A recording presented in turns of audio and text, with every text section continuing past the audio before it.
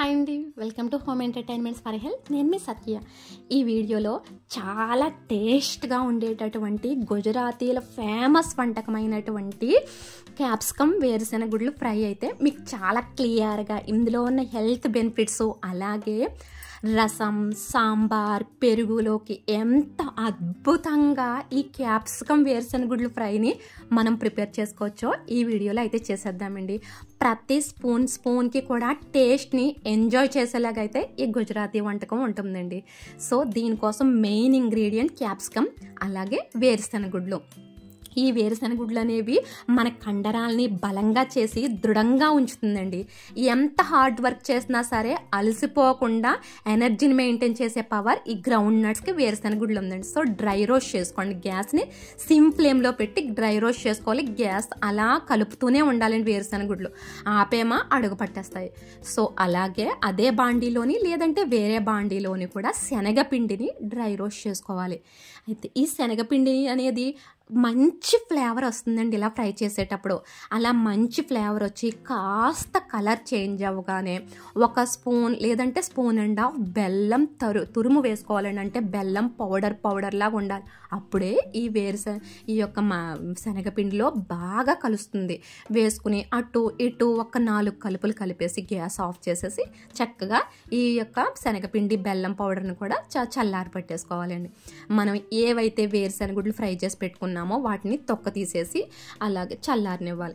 ఇవి కలపకపోతే ఈ రకంగా మధ్య మధ్యలో అడుగు పట్టేయడానికి ఛాన్సెస్ ఉందండి. డ్రై రోస్ట్ అనేది చాలా కేర్ఫుల్గా చేసుకోవాలి. సో మన సెకండ్ మెయిన్ ఇంగ్రీడియంట్ క్యాప్సికమ్. ఈ క్యాప్సికమ్ సీజనల్గా వచ్చేటటువంటి ప్రతి కంప్లైంట్ని తట్టుకునే శక్తి మనకి ఇస్తుందండి. అలాగే బాడీ యొక్క రెసిస్టెన్స్ పవర్ని పెంచుతుంది. ఇమ్యూన్ సిస్టమ్ని కూడా బాగా బూస్ట్ చేస్తుందండి ఈ క్యాప్సికమ్. సో కాస్త మాడినటువంటి అడుగు పట్టినటువంటి వేరుశెనగుడ్లు తీసేసి చక్కని పౌడర్ పట్టేసుకుని పక్కన పెట్టుకోవాలి. సో ఇప్పుడు మనం ప్రాసెస్లోకి వెళ్ళిపోదాం. ప్రాసెస్ ఆల్ ఓవర్ అంతా కలిపి ఒక 3 minutesే ఉంటుందండి. చూసేయండి. సో కొంచెం ఒక్క స్పూన్ ఆయిల్ వేసుకుని జీరా ఫ్రై చేసుకోవాలి. వెంటనే నువ్వులేండి. ఇది థర్డ్ మెయిన్ ఇంగ్రీడియంట్ మనకి ఈ రెసిపీలో. First main ingredient capsicum, second main ingredient వేరుశెనగుడ్లు groundnuts, third main ingredient ఈ నువ్వులు. ఈ నువ్వులు అనేది మన కాల్షియం డెఫిషియన్సీని బట్టి ఒక 3 స్పూన్స్ నుంచి 4 స్పూన్స్ వరకు కూడా యాడ్ చేసుకోవచ్చు. దోరగా నువ్వులు వేయించిన తర్వాత చక్కగా మీడియం సైజ్ పీసెస్ కింద కట్ చేసుకున్నటువంటి క్యాప్సికమ్ పీసెస్ వేసుకుని ఒక 2 నిమిషాలు మాత్రమే మగ్గించుకోవాలండి. అప్పుడే క్యాప్సికమ్ మంచి టేస్ట్తో ఉంటుంది. బాగా మగ్గిపోయినా మనం క్యాప్సికమ్ టేస్ట్ అనేది మిస్ అవుతాం. మసాలా మగ్గకుండా తినలేము. కానీ ఒక 2 minutes సరిపోతుంది. సో ఇలా వేయించేటప్పుడే ఒక పించ్ సాల్ట్ సరిపోతుందండి క్యాప్సికమ్ పీసెస్కి. సో పించ్ సాల్ట్ వేసుకుని మూత పెట్టేసుకుని 2 నిమిషాల తర్వాత మనం ఈ పౌడర్ని వేసుకోవాలి. సో ఇప్పుడు చూడండి, ఈ పౌడరే మన ఈ యొక్క ఫేమస్ గుజరాతీ డిష్కి మంచి టేస్ట్ని ఇస్తుంది.